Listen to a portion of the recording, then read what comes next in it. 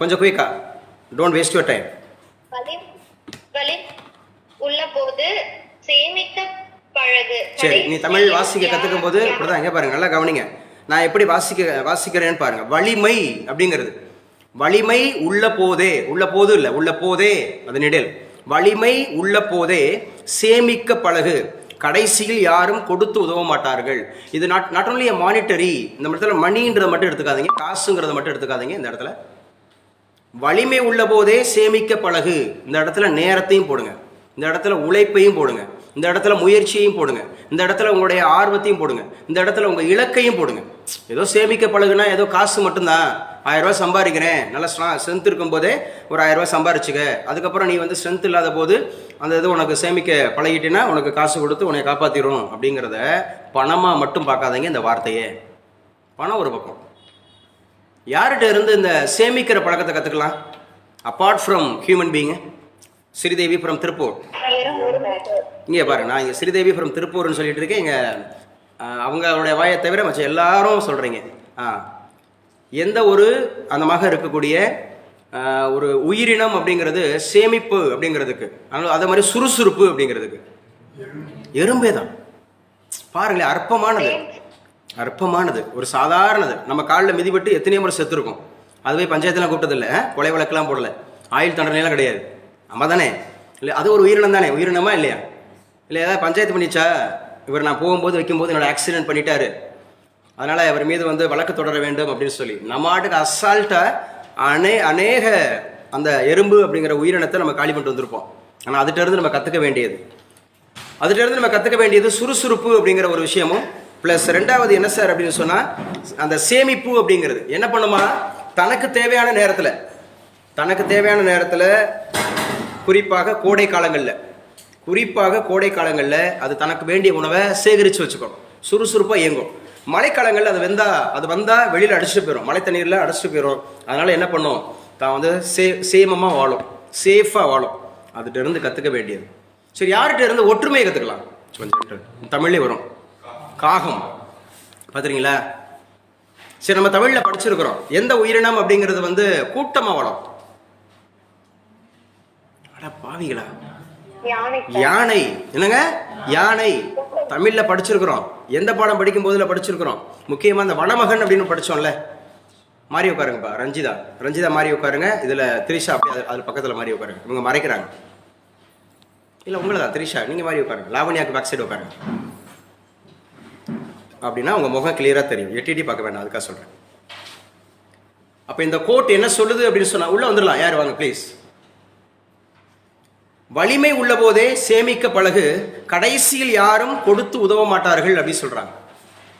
அதனால் இந்த டைம் கிடைக்கும் போதே நல்லா படித்து பழகு, டைம் கிடைக்கும் போதே நிறைய டெஸ்ட் அடித்து பழகு, டைம் கிடைக்கும் போதே என்ன பண்ணுங்க அப்படின்னு சொன்னால் நிறைய பரிச்சயமாகும். அப்புறம் கடைசி நேரத்தில் யாரும் உனக்கு உதவ மாட்டாங்க. பரீட்சை காலுக்குள்ளே போயிட்டு அப்படின்னு சொன்னால் நீங்கள் மட்டும்தான் அந்த பேப்பரோட இன்ட்ராக்ட் பண்ணணும். பக்கத்தில் யாரும் சொல்லிக் கொடுக்க மாட்டாங்க. ஆனால் இந்த இதுக்கு என்னென்ன சார் சொல்லி கொடுத்தாரு, ஏ ஒரு வேலையை 10 நாளில் செய்கிறாரு, பிங்கிற ஒரு 15 நாளில் செய்கிறாரு, 2 பேரும் சேர்ந்தாங்கன்னா ஆனால் A+B A+B ஆனே, மேலே A+B வருமா, கீழே A+B வருமானே, பக்கத்தில் யார்கிட்டையும் நீங்கள் you should not interact with others at the time of examination. அப்போ என்ன பண்ணணும், at the time of preparations you have to concentrate more and more on your preparation. If you concentrate more and more in your preparations, so definitely you will succeed in your competitive exams. நான் பேசுகிறது கரெக்டா? என்ன grammar use பண்ணேன் நான் இப்போ? MA English with BEd. சும்மா try பண்ணுங்க. இப்போ நான் என்ன கிராமர் யூஸ் பண்ணேன்? If you concentrate more and more in your preparation definitely you will score high marks அப்படின்னு நான் யூஸ் பண்ணியிருக்கேன். யாராவது தெரிஞ்சவங்க? எம்ஏ இங்கிலீஷ் நிறைய இருக்கீங்க நம்ம அகாடமியில், எம்ஏ இங்கிலீஷ் நிறைய இருக்கீங்க. இப்போ நான் என்ன grammar I have used here? அப்படி சரி, எம்ஏ இங்கிலீஷ் தான் சொல்லணும்னு அவசியம் கிடையாது. யாரோ பேசுறீங்க. Exactly correct. யாரோ பேசிட்டீங்க கண்டிஷனல் கிளாஸஸ்ன்னு சொல்லி. பேசுனது யாரு? தேன்மொழி எம்ஏ. ஆமாம், எம்ஏ பிஎட். கண்டிஷனல் கிளாஸஸில் இப்போ நான் பேசின கண்டிஷன் என்ன condition? If you concentrate more in your preparation definitely you will score high marks. What class, அதாவது conditional class I have applied here? There are 4 conditions: open condition, hypothecate condition, rejected condition and general condition. நான் பேசுனது open condition. Open. நீங்கள் நல்லா படிச்சீங்கன்னா, நீங்கள் நிறைய concentrate பண்ணீங்கன்னா உங்களால் நிறைய மார்க் வாங்க முடியும். இது probable condition. Open condition it is also known as probable condition. It will be asked in CSAT. இங்கிலீஷில் கேட்பாங்க, சிசாட்டில் யூபிஎஸ்சியில், அதே மாதிரி பேங்க்கில் கண்டிப்பாக பேங்க் எக்ஸாமில் கேட்பாங்க, எஸ்எஸ்சி எக்ஸாமில் கேட்பாங்க, டிஎன்பிஎஸ்சியில் இங்கிலீஷ் எடுத்திங்கன்னா கேட்பாங்க, இன்டர்வியூவில் கேட்கும்போது இங்கிலீஷில் நீங்கள் பதில் சொன்னீங்கன்னா கேட்பாங்க. சரியா? அப்போ there are 4 conditions: open, hypothecate, rejected and general. அப்போ if you concentrate, அதான் நான் சொல்கிறேன், இதை தான் சொல்லுது. வலிமை உள்ள போதே பழகு, சேமிக்க பழகு. சேமிக்கிற நேரத்தை, உழைப்பை, உங்களுடைய ஸ்ட்ரென்த்தை. ஸோ கொடுத்து யாரும் கடைசியில் கொடுத்து உதவ மாட்டாங்க அப்படிங்கிறது. ஸோ நல்லா ஞாபகம் வச்சுங்க. இன்றைக்கி ஃபேக்ட் செக்கிங் டேவா, April 2. நேற்றுக்கு ஃபூலிஸ் டேன்னு சொல்லியிருப்பாங்க, அதெல்லாம் சும்மா சொல்கிறது. இது வந்து இன்றைக்கி வந்து உண்மையை சரி செய்து கொள்ளக்கூடிய நாளாம். ஃபேக்ட் செக்கிங் டே எழுதி வச்சுங்க, April 2. ஸோ April 2 அப்படிங்கிறது வந்து ஃபேக்ட் செக்கிங் டே, உண்மை கண்டறியும் சோதனை. சார் இப்போ எழுதணும் நீங்கள், மிஸ்டர் ஜேசுதாஸ் எழுத கஷ்டமாக இருக்குமா? பரவாயில்ல, உங்களால் முடிஞ்ச வரைக்கும் எழுதுங்க. ஃபேக்ட் செக்கிங் டே, ஃபேக்ட் செக்கிங் டே அப்படிங்கிறதான் பார்க்குறோம். அப்படின்னா என்ன அர்த்தம் தெரியுமா? உண்மை கண்டறியும் சோதனை. நேத்திக்கு பார்த்தோம்ல லாவண்யா, எந்த மாநிலத்தில் கன்னித்தன்மை அப்படிங்கிறத கண்டறியக்கூடிய சோதனை தடை செய்யப்பட்டிருக்கிறது? சத்தீஸ்கர். சத்தீஸ்கர் எந்த மாநிலத்திலிருந்து பிரிந்தது? இருங்க நம்ம கேட்போம், பின்னால் திரிஷாட்ட கேட்போம். அப்டேட் ஆயிருக்காங்களான்னு பார்ப்போம். சத்தீஸ்கர் அப்படிங்கிறது மத்திய பிரதேசத்திலிருந்து பிரிஞ்சதுன்னு சொல்கிறாங்க. சத்தீஸ்கர் எந்த டேட்டில், எந்த இயரில் அது வந்து செப்பரேட் ஆச்சு? மத்திய பிரதேசத்திலிருந்து சத்தீஸ்கர் எந்த மாநிலத்திலிருந்து, எந்த தேதியிலிருந்து, எத்தனையாவது மாநிலமாக பிரிந்தது? சும்மா தெரிஞ்சா அப்போ தெரிஞ்சுக்கலாம்ல? அதான் சொல்கிறேன். நீங்கள் எங்கே படிச்சிருந்தாலும், நீங்கள் எந்த மெட்ரோபாலிட்டன் சிட்டிஸில் படிச்சிருந்தாலும், டெல்லியில் படிச்சிருந்தாலும், சென்னையில் படிச்சிருந்தாலும், மும்பையில் படிச்சிருந்தாலும், நம்ம கொல்கத்தாவில் படிச்சிருந்தாலும், நம்ம கண்டென்ட் ரீச் ஆகுதான்னு மட்டும்தான் பார்க்கணும். கற்றுக்கலாம், லேர்ன் பண்ணிக்கலாம். இப்போ இன்றைக்கி ஒன்று தெரியாமல் இருக்குன்னு சொன்னால் இன்றைக்கி தெரிஞ்சுக்கணும். இப்போ நான் ரேண்டம் செக் தான் பண்ணுறேன். ரேண்டம் செக் இது நார்மல். ஆனால் இதை நம்ம அகாடமியில் நீங்கள் எனக்குள்ளே யாரை கேட்டாலும் சொல்லுவாங்க. ஏன்னா இதை நம்ம திரும்ப திரும்ப சொல்லிகிட்டே இருப்போம். அந்த ஸ்டேட் ஃபார்மேஷன் அப்படிங்கிறது இந்தியன் பாலிட்டியில் ஒரு முக்கியமானது. அதுவும் ஃபஸ்ட்டு பார்ட் 1லேயே மொழிகள் வாரியாக மாநிலம் பிரிக்கப்பட்டிருக்கிறது. எஸ்கே தார் கமிட்டி தெரியுமாமா? எந்த வருஷம்? 1948. பரவாயில்ல தெரிஞ்சுக்கங்க. எஸ்கே தார் அப்படிங்கிறது 1948. ஸோ அதே மாதிரி பசல் அலி கமிஷன் 1953, ஜேவிபிங்கிறதும் 1948. இந்த 3மே மொழிகள் வாரியாக மாநிலம் உருவாக்கப்பட்டதுக்கு அடிப்படை. அந்த அடிப்படையில் சத்தீஸ்கர் அப்படிங்கிற ஒரு மாநிலம் மொழி அடிப்படையில் தான் மத்திய பிரதேசங்கிற மாநிலத்தில் வந்து நவம்பர் 1, 2026வது மாநிலமாக உருவானது. இதை நீங்கள் ஆடியோ ஃபைலில் கேட்டுங்க, வீடியோ ஃபைலில் கேட்டுங்க. ஆடியோ வீடியோ இப்போ வேண்டாம், ஆனால் சும்மா கேட்டு வச்சுங்க, ஒரு முறை கேட்டு வச்சுங்க. இதை இந்தியன் பாலிட்டி அப்படிங்கிறதுல பார்ட் 1 நடத்தும் போது இன்னும் கொஞ்சம் நிதானமாக மெதுவாக நடத்துவோம். அப்போ நீங்கள் புரிஞ்சுக்கலாம். நான் சொன்னேன், இந்த கரண்ட் அஃபேர்ஸ் கிளாஸ் வந்து கொஞ்சம் ஸ்பீடாக தான் போகும். ஏன்னா எக்ஸிஸ்டிங் ஸ்டூடெண்ட்ஸுக்கு அது ஆல்ரெடி எக்ஸிஸ்டிங் மேட்டர். அது அப்போ எக்ஸிஸ்டிங் மேட்டராக இருக்கிறத மறுபடியும் ஒன்று உட்காந்து எழுதிட்டு இருந்தோம்னா it will take time. So அதனால் புரிஞ்சுங்க. இன்றைக்கி என்ன டேவா? தர சொல்லப்பா ஸ்ரீவட்சன். ஃபேக்ட்ஸு செக்கிங், அதாவது ஒரு உண்மை, இது ஒரு சொல்கிறது உண்மைதானா? நம்ம சொல்கிறோம். ஸ்வாதி அப்படிங்கிறவங்க வந்து நம்ம அகாடமியில் 6 மாதத்தில் 2 எக்ஸாம் பாஸ் பண்ணாங்க. உண்மைதானா அப்படிங்கிற போது முந்தானத்தை செக் பண்ணிட்டீங்கல்ல, அவங்களே உங்க கூட பேசுனாங்கல்ல, உண்மை கண்டறியும் சோதனை.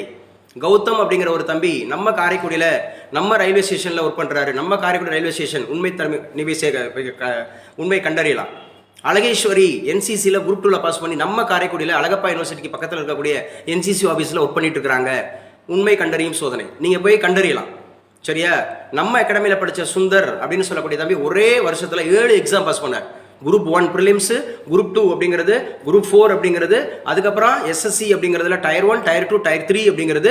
இப்போ அவர் ஸ்டாட்டிஸ்டிக்ஸ் எக்ஸாம் எழுதி குரூப் 2 ஆஃபீஸராக இருக்கார். உண்மை கண்டறியும் சோதனை நீங்கள் செக் பண்ணலாம். நான் சொல்கிறது பூரா காரைக்குடிக்காரங்க, லோக்கல் இருக்கிறவங்க. இப்போ நான் பேசின பூரா இந்த வருஷம், இப்போ உங்கள் பாஸ் ஆனது பூரா இந்த வருஷம் லோக்கல்.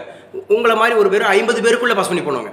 500 பேர் படித்த அகாடமி கிடையாது, 500 பேர் படித்தது கிடையாது, வெறும் 50 பேரில் நான் சொன்னேன் 5 பேர். 5 பேருன்றது சும்மா நான் வாய்க்கு வந்தது சொல்லியிருக்கேன், ஞாபகத்தில் வந்தது சொல்லியிருக்கேன், உண்மை கண்டறியறதுக்காக சொல்லியிருக்கேன். நீங்கள் நிறைய பேர் எடுக்கலாம். Senthil விஓஓ, Ilaiyaraaja விஓஓ, state 8th rank. நேற்று தான் சேவகன் அண்ணாமலைன்னு சொல்லிட்டு வந்தாங்க 2 பேர் அட்டண்டன்ஸ். அவங்க தான் சொல்லி அனுப்பியிருக்காங்க. அவங்க காலேஜில் வந்து லாஸ்ட்டு ஒரு 2-3 இயர்ஸுக்குள்ளே 3 அலுமினி உருவாக்கியிருக்கிறோம். ஸோ அவங்களுக்கு இந்த அன்றைக்கி போகிறேன் வந்து பார்த்தீங்கன்னா உமையால் ராமநாதனில் ஒரு அலுமினி எஸ்ஐ சார் வந்து ஒரு 4 மாதம் எங்கள் அகாடமியில் ஒரு கிளாஸ் கொடுத்தாங்க. அதன் மூலமாக அதை வச்சு சாருக்கு ஸ்பெஷல் தேங்க் பண்ணுங்கள்.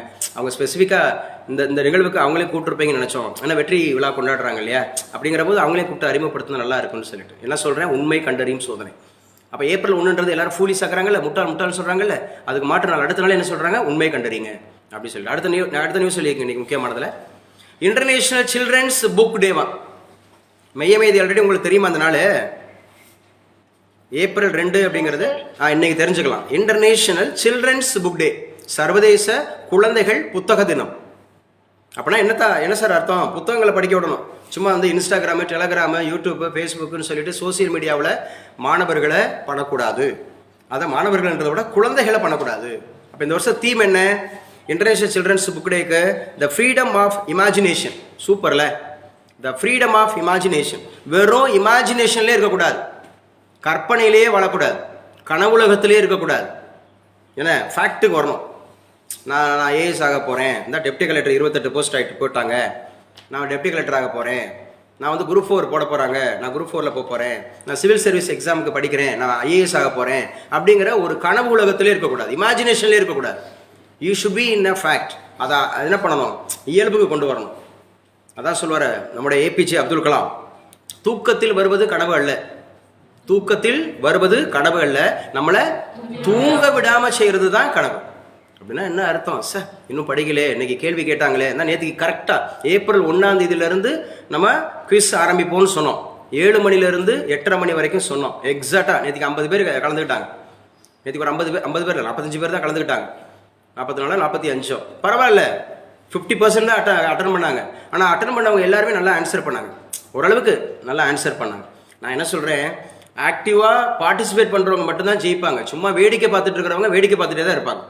நான் என்ன சொல்ல வரேன், தெரியுதுன்னா சொல்லுங்கள், தெரியலன்னா தெரிஞ்சுங்க. குவிஸை பொறுத்தவரை நேற்றுக்கு இந்தியன் பாலிட்டியில் ஃபஸ்ட்டு 3 பார்ட்ஸ், அதாவது ஃப்ரேமிங் ஆஃப் இந்தியன் கான்ஸ்டிடியூஷன், அதுக்கப்புறம் சாலியன் ஃபீச்சர்ஸ், தென் பிரியாம்பிள், அப்புறம் part 1 union and it's territories, part 2 அப்படிங்கிறது வந்து பார்த்தீங்க அப்படின்னு சொன்னால் சிட்டிசன்ஷிப். அதிலிருந்து கேள்விகள் கேட்டோம். ராஜேஸ்வரி கரெக்டாக இனிஷியேட் பண்ணாங்க, நானும் அப்புறம் முடிச்சு வச்சேன். பாலிட்டியை ஃபுல்லாக நிறைய கொஸ்டின்ஸ். அதில் இன்னொரு முக்கியமான விஷயம் என்னென்னா, 2014 2025 வரை 11 வருட ஒரிஜினல் கொஸ்டின் பேப்பர் வச்சுக்கிட்டு தான் உங்களோட கேள்வி கேட்டேன். ஒரிஜினல் இந்தியன் பாலிட்டியில் குரூப் 1, குரூப் 2, குரூப் 4 கேட்கப்பட்ட ஒரிஜினல் வினாத்தாள்களை வச்சு தான் கேள்வி கேட்டேன். நான் கேட்ட கேள்விகள் அனைத்தும். அப்புறம் தமிழ் 10 பாட்டு கேட்டாங்க. 10 பாட்டு அப்படிங்கிறது கேட்டாங்க. நீங்கள் ஆக்டிவாக பார்ட்டிசிபேட் பண்ணிங்கன்னா யூ கேன் வின். இல்லைங்க, இது பசங்க இருக்கிறாங்க, பொண்ணுங்க இருக்கிறாங்க, நம்ம கேள்வி கேட்டால் நமக்கு பதில் தெரியல, நமக்கு அவமானமாக போயிடும், அப்படியே ஒரு மாதிரி சங்கோஜம் ஆகிடும். அப்படின்னா நீங்கள் சங்கோஜமாகவே இருக்க வேண்டியதான். மற்றவங்களை திருப்திப்படுத்தணும்னு நினச்சிங்கன்னா நீங்கள் திருப்தி அடைய மாட்டீங்க.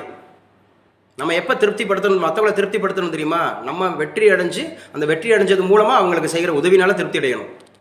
புரியுது நான் சொல்கிறது? இல்லைன்னா திருப்தி அடையவே முடியாது. நல்லா புரிஞ்சுங்க. But the freedom of imagination அப்படிங்கிறது இன்றைக்கி முக்கியமானதாக இருக்குது. The freedom of imagination. அப்போ முக்கியமாக 3 முக்கியமான விஷயங்கள் பார்த்துருக்குறோம். என்னென்ன விஷயங்கள் அப்படிங்கிறத பார்த்துங்க. ஸோ இன்றைக்கி உண்டான நியூஸ் பேப்பரில் முக்கியமான நிகழ்வுகள் என்ன இருக்குதுன்னு சொல்லி பார்க்கலாம். விறுவிறுன்னு தான் போகும். டைம் வந்து 10:20, அதிகபட்சம் 30 நிமிஷம். 10:50 அப்படிங்கிறத க்ளோஸ் பண்ணி கொடுக்கலாம். ஏப்ரல் 2 இன்றைக்கி முதல் பக்க செய்தியில் தலையங்கத்தில் என்ன கொடுத்துருக்குறாங்க, முதல் பக்க செய்தியில் என்ன கொடுத்துருக்குறாங்க அப்படிங்கிறத பார்ப்போம். உங்களுக்கு ஆடியோ வீடியோ கிளியராக இருக்குமா? இப்போ கட் ஆகும் பாருங்களேன், ஆன்லைன் கட் ஆகும். அதுக்கு இடையில் பேசிகிட்டே இருங்க. ஆன்லைனில் இருக்கீங்களா? கட் ஆகிறதுக்கு முன்னாடி பேசிகிட்டே இருங்க, அப்போ தான் கட் ஆகுதான்னு எனக்கு தெரியும். கொஞ்சம் குயிக் ரீட் ஆகிட்டு வரைக்கும் பேசுங்க, மறுபடியும் பேசுங்க. யார் பேசலாம்? தேன்மொழி இருக்கீங்களா? தேன்மொழி வாசிங்க. என்ன சொல்லியிருக்காங்க? முதல் அப்படின்றது வீடுகள், இந்த வீடுகள்ன்றத வாசிங்க. மனித தன்மையற்றது, உத்தரப்பிரதேச அரசுக்கு உச்சநீதிமன்றம் கண்டனம். கவனிச்சுங்க, இங்க 2 முக்கியமான விஷயம் பேச போறோம். 1 உத்தரப்பிரதேச அரசு, 2 உச்சநீதிமன்றம். இந்த 2 விஷயத்தையும் பேச போறோம். உத்தரப்பிரதேச அரசுன்னு படிச்சீங்கன்னா, அது தனியா படிச்சீங்கன்னா ஸ்டேட்ஸ் அப்படிங்கிற மாதிரி படிச்சுக்கலாம். யூனிட் அந்த மாதிரி பார்ட் 1ல். உச்சநீதிமன்றம் படிச்சீங்கன்னா பார்ட் 5க்குள்ள படிக்கணும். இந்தியன் பாலிட்டியா படிச்சீங்கன்னா உச்சநீதிமன்றம் ஆன் பண்ணிக்கலாம். கைல்வெளி இருக்கீங்களா? உச்சநீதிமன்றம் எந்த பார்ட்? 5 சார். ஸோ உச்சநீதிமன்றம்ன்றது பார்ட் 5. ஆர்டிகல் என்ன? ஆர்டிகல் வந்து 124 இருந்து 147 சார். 124 இருந்து 140. என்ன கெச்சு மாதிரி உங்க வாய்ஸே வேற மாதிரி தான் கேட்குது. மறுபடியும் இருமிக்கிறீங்க. என்னாச்சு? சளி பிடிச்சிருச்சா? ஆமா சார், ஒரு மாதிரி வறட்டு இருமல் மாதிரி இருக்கு சார். வராது பாருங்க, ஒன்றும் வராது. ஓகே, நல்லா சொல்லுங்க. சரியா? அது வராது எனக்கு என்ன சொல்றது? சரி, ஓகே ஓகே ஃபைன், நான் கட்டில் போடலாம், பட் ஆன்லைனில் இருக்கேன். சரி, வராது பாருங்க, வராது. இனிமேல் அந்த கிச்சு கிச்செல்லாம் பண்ணாதீங்க. பார்ட் 5 நான் சொல்லிட்டேன், அது கேட்கும், நிஜமாவே கேட்கும். ஏன்னா அந்த ஸ்பிரிச்சுவலுக்கு பவர் இருக்குது. நான் பேர் கூட சொல்லலை பாருங்க, மனசார நான் ஆசீர்வதிக்கிறேன். வராது. நீங்கள் நல்லா கிளியராக இருப்பீங்க பாருங்கள். உங்களுடைய தொண்டை திறக்கப்பட்டது சரியாக இருக்கும், கிளியராக இருக்கும். அது வரட்டு இருமல்லாம் வராது பாருங்கள். நீங்கள் இதுக்கு முன்னாடி எவ்வளோ நேரம் இருமிட்டு இருந்தீங்கன்னு எனக்கு தெரியாது. வரட்டு இருமல் அப்படிங்கிறது. இப்போ சொல்லுங்கள், உச்சநீதிமன்றம் என்ன பார்ட்டு? இல்லை அவங்க சொல்லட்டும், கைல்வெளி சொல்லட்டும். பார்ட் 5 சரியா? ஆமாம், வராதுன்னு சொல்கிற நம்பிக்கையோடய சொல்லுங்கள். ஆர்டிகல் என்ன? 124 147. இப்போ தானே ஒரிஜினல் வாய்ஸ் கேட்குது. இப்போ தான் கைல்வெளியோட ஒரிஜினல் வாய்ஸ் கேட்குது. இதுக்கு முன்னாடி கேட்ட வாய்ஸ் ஏதோ வாய்ஸ் எனக்கு கேட்கல, சரியாக கேட்கல. மறுபடியும் நான் சொல்ல திரும்ப சொல்லிட்டு இருந்தீங்க. சொல்லுங்கள், உச்சநீதிமன்றம் எங்கே இருக்குது? உச்சநீதிமன்றம் டெல்லியில இருக்கு சார். ஸோ உச்சநீதிமன்றம் டெல்லியில் எந்த வருஷம் ஏற்படுத்தப்பட்டது? ஜனவரி 26 1950 சார். ஜனவரி 26 1950 ஏற்படுத்தப்பட்டது. எப்போது ஃபர்ஸ்ட் ஹியரிங் இருந்தது? ஜனவரி 28 1950 சார். ஜனவரி 28 1950 முதல் தலைமை நீதிபதியாக இருந்தது யாரு? HJ Haniya sir. HJ கானியா. இப்ப யாரு தலைமை நீதிபதி? இப்ப வந்து சஞ்சீவ் கண்ணா சார். சஞ்சீவ் கண்ணா 51வது சஞ்சீவ் கண்ணா அப்படிங்கிறது. எத்தனை நீதிபதிகள் இருப்பாங்க? 34 சார். 33. தலைமை நீதிபதி உட்பட 34 நீதிபதிகள், 33 தலைமை நீதிபதி உட்பட 34 அப்படிங்கிறது. சரி, இந்த தலைமை நீதிபதிகள் அப்படிங்கிறது நீதிபதிகள் யாரால் தேர்ந்தெடுக்கப்படுகிறார்கள்? President sir. President of India. President of India. President சொல்லிடக்கூடாது. ஏன்னா நம்ம ஊருக்கு பிரசிடென்ட் இருப்பார், ஊருக்கு ஒரு பிரசிடென்ட் இருப்பார், ஒரு கம்பெனிக்கு ஒரு பிரசிடென்ட் இருப்பார். பிரசிடென்ட் ஆஃப் இந்தியான்னு சொல்லணும். எப்பவுமே ஆன்சர் பண்ணும்போது இப்படி தான் சொல்லணும், பிரசிடென்ட் ஆஃப் இந்தியா அப்படிங்கிறதா சொல்லணும். குட். அப்போ அந்த பிரசிடென்ட் ஆஃப் இந்தியா அப்படிங்கிறவருக்கு சப்போர்ட்டிவா ஒரு ரெக்கமெண்டேஷன் கமிட்டி இருக்கு. அந்த கமிட்டிக்கு பேர் என்ன? Collegium sir. கொலிஜியம் எந்த வருஷம் ஏற்படுத்தப்பட்டது? 1993. 1993 ஏற்படுத்தப்பட்ட வேறு நிகழ்வு என்ன? NHRC. Exactly correct. NHRC. Please clap your hands. இதுதான் கரண்ட் அஃபேர்ஸ். இதுதான் கரண்ட் அஃபேர்ஸ். நீங்கள் வேணால் செக் பண்ணிங்க, தெரிசா செக் பண்ணிங்க. நம்ம அகாடமியில் இப்படிலாம் இண்டிவிஜுவல் கேர் கொடுத்தாங்களா, ஒவ்வொருத்தரையும் இப்படி கேட்டாங்களா, இவ்வளோ கூடுதல் விஷயம் பேசினாங்களா, பேப்பரில் இவ்வளோ மெனக்கட்டாங்களான்னு பார்க்கணும். ஒரே ஒரு லைன். உச்சநீதிமன்றம் நான் சொன்னேன், உத்தரப்பிரதேசங்கிறத பற்றி கேட்போம், உச்சநீதிமன்றத்தை பற்றி கேட்போம். உச்சநீதிமன்றத்தில் மட்டும் குறைஞ்சபட்சம் ஒரு 10 கேள்வி கேட்டிருக்கேன். 10 கேள்விகளுக்குமே ஆன்சர். ஒரே ஒரு கேள்விக்கு மட்டும் பாதியாக சொன்னாங்க. அதை எப்படி சொல்லிக் கொடுக்கணும், இன்டர்வியூவில் எப்படி சொல்லணும்னு சொல்லி கொடுத்துட்டேன். ஏன்னா பிரசிடென்ட் சொன்னால் இவர் எங்கள் கம்பெனிக்கு பிரசிடென்ட், எங்கள் ஊருக்கு பிரசிடென்ட் சொல்லலாம் president, but president of India தான். President of India. அதையும் உத்தரப்பிரதேச அரசு அப்படிங்கிறது. சஞ்சனா ஃப்ரம் ஓசூர். உத்தரப்பிரதேஷ் அப்படிங்கிற அரசு அப்படிங்கிற உத்தரப்பிரதேசத்தோட ஸ்பெஷாலிட்டி என்ன? சரி, கேபிட்டல் சிட்டி வந்து அதிகமா இருக்கக்கூடிய ஸ்டேட் சார். என்ன ஸ்டேட்டுங்க? Sir population wise. Okay, exactly correct. So அங்கே 19 கோடி பேர் இருக்கிறான் ஒரு இண்டிவிஜுவல் அந்த மாதிரி இருக்கிறதுல.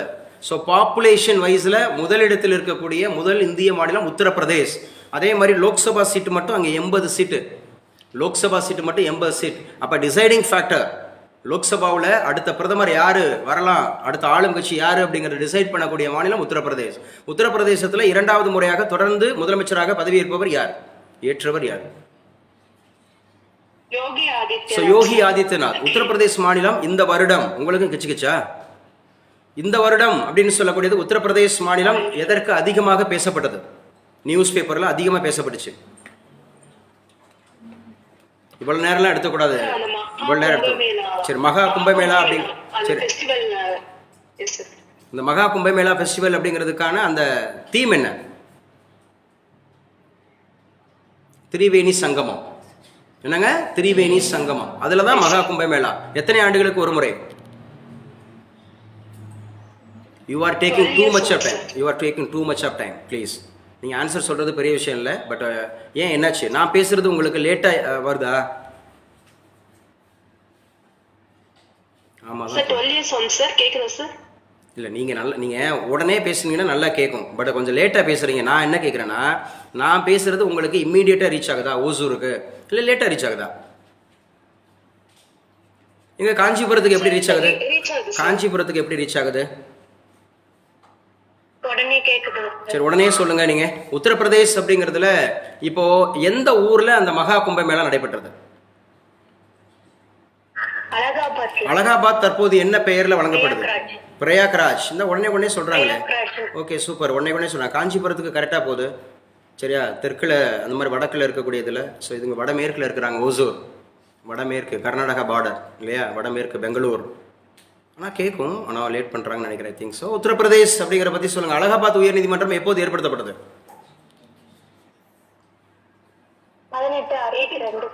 இல்லை காஞ்சிபுரமே சொல்லட்டும். 1866. காஞ்சிபுரம் சுகன்யா 1866. எஸ். அப்போ நல்லா ஞாபகம் வச்சுங்க. உத்தரப்பிரதேஷ் அப்படிங்கிறத சொல்கிறோம்ல, அந்த உத்தரப்பிரதேஷ் அப்படிங்கிறதுல வீடுகள் இடிப்பு மனித தன்மையற்றது அப்படிங்கிறது உச்சநீதிமன்றம் சொல்லியிருக்காங்க. 10 லட்சம் இழப்பீடு வழங்க உத்தரவும் கொடுத்துருக்காங்க. ஏன்னா நிறைய இடங்கள் ஆக்கிரமிப்பு அப்படின்னு சொல்லி, நிறைய இடங்கள் வந்து பார்த்தீங்கன்னா அந்த மத ரீதியாக வந்து பார்த்தீங்கன்னா ஆக்கிரமிச்சிட்டாங்க அப்படின்னு சொல்லி நிறைய பாதிப்புகள் வருது. இதெல்லாம் இன்டர்வியூக்கு முக்கியமானது, மெயின்ஸ் டாபிக்கு ரொம்ப ரொம்ப முக்கியமானது. நேத்திக்கு ஒன்று பார்த்தோம் இல்லையா? பார்த்தோமா இல்லையா? என்ன பார்த்தோம்? மத விவகாரம் அப்படின்னு ஒரு சட்டம் பார்த்தோமா? நான் மெயின்ஸ் டாபிக்னு சொன்னா சொல்லுங்க, லாவணியா சொல்லுங்க. 1992 1992 என்னது அது? 1991 NEPன்னு ஒன்று சொன்னேன். National economic new economic policy, புதிய பொருளாதார கொள்கை 1991. அதே 1991 தான் வந்து பார்த்தீங்கன்னு சொன்னால் மத விவகாரங்கள் தொடர்பாக ஒரு சட்டம் அப்படிங்கிறது இயற்றுனாங்க அப்படின்னு மாதிரி சொன்னோம். 1991. சரி, இங்கே பார்க்குறீங்க யார் பார்க்குறா? தம்பி சொல்லுமா. ஆக்சுவலாக ஸ்ரீநிதி சௌமியா. இந்த அமைச்சர் பேர் என்ன? ஏவா வேலு. எந்த துறைக்கான அமைச்சராக இருக்கிறாரு? எழுதி வச்சுங்க. பப்ளிக் ஒர்க்ஸ் டிபார்ட்மெண்ட், பொது பணித்துறை அமைச்சர்.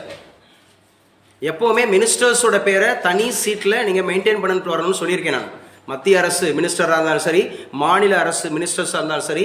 So you should maintain the separate seat. இவங்களாம் தனியாக ஏற்றிட்டு வரணும். ஸோ என்ன வசூலிக்க சொல்லியிருக்காங்க? காலாவதி சுங்கசாவடிகளில் கட்டணம் வசூலிக்க விதிகளை திருத்திய மத்திய அரசு. சுங்கம் சாவடி, கஸ்டம்ஸ் அப்படிங்கிறதா சுங்கம் அப்படிங்கிறது ஞாபகம் வச்சுக்கிறணும். ஸோ இன்னைக்கு வக்பு மசோதா அப்படிங்கிற மசோதா தாக்குதல் 8 மணி நேர விவாதத்துக்கு அனுமதின்னு சொல்லியிருக்காங்க. 8 மணி நேரம் விவாதம் பண்ண போறாங்க. 8 மணி நேரம் விவாதம் பண்ண போறாங்க அப்படிங்கிறது. குரூப் 1 தேர்வுக்கு விண்ணப்பிக்கலாம். TNPSC அறிவிப்பு முக்கியமானது. ஸோ இன்னையிலேருந்து நீங்கள் அப்ளை பண்ணால் கூட ஏப்ரல் 30 வரைக்கும் நமக்கு டேட்டு கொடுத்துருக்குறாங்க. ஸோ 70 சீட்டு கொடுத்துருக்குறாங்க. 70 அப்படிங்கிறதுல 28 டெப்டி கலெக்டர் இருக்கு. 28 டெப்டி கலெக்டர் இருக்கு. DSP 7 பார்த்தோமா? நல்லா பேசுங்க. DSP 7 பார்த்தோம். குரூப் 1 பிரிவுகளில் காலியாக உள்ள 70 இடங்களுக்கு ஸோ நோட்டிஃபிகேஷன் வெளியிடப்பட்டது அப்படின்னு சொல்கிறாங்க. 70 காலியிடங்கள் பிரிவில் ஸோ ஏப்ரல் 30 வரை விண்ணப்பிக்கலாம். இதில் காலியாக உள்ள 28 துணை ஆட்சியர், டெப்புட்டி கலெக்டர் அப்படிங்கிறது 70 இடங்கள், 28 இடங்கள். DSP 7, வணிக வரி உதவி ஆணையர், deputy commissioner, DCTO, deputy commissioner of commercial tax. அதில் கிட்டத்தட்ட ஒரு 19 போஸ்ட் இருக்கு. அருமையான போஸ்ட், 19 போஸ்ட் இருக்கு. அதே மாதிரி ரூரல் டெவலப்மெண்ட்டில் ஒரு 7, அதுக்கப்புறம் DEO அப்படிங்கிறதுலேயே ஒரு 3, அப்புறம் தொழிலாளர் நலத்துறை முதல் முறையாக சேர்க்கப்பட்டிருக்கு இந்த குரூப் 1ல். குரூப் 1A அப்படின்னு சொல்லுவாங்க. குரூப் 1A அதில் சேர்க்கப்பட்டிருக்கு. மொத்தமாக 70 போஸ்ட்.